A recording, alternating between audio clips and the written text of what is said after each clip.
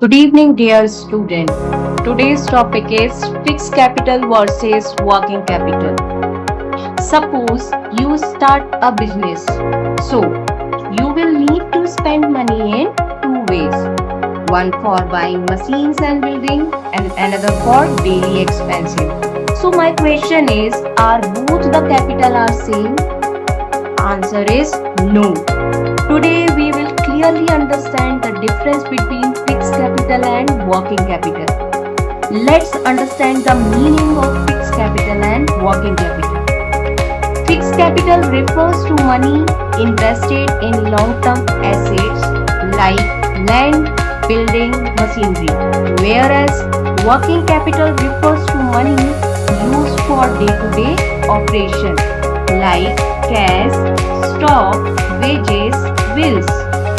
Let's talk about the nature of fixed capital and working capital. Fixed capital stay in the business for a long time, almost permanently, whereas working capital keeps changing regularly because business activities happen daily.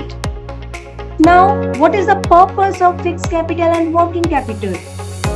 So, fixed capital used to purchase fixed assets like building, machines, equipment, whereas working capital used for short-term needs like salary, raw material, daily expenses. Okay, now what are the sources where from we collect the fixed capital and working capital? So, it fixed capital comes from long-term sources like shares, debentures and long-term loans, whereas working capital comes from short-term sources like bank loans, trade credit and deposits. Objective of investors, those who invest money in fixed capital and working capitals. So, investor invest money in fixed capital for a long-term profit, whereas investor invest money in working capital for quick or immediate returns. Now let's talk about the risk. So, fixed capital have higher risk because money is locked for a long time, whereas working capital has a less risk because money circulate quickly.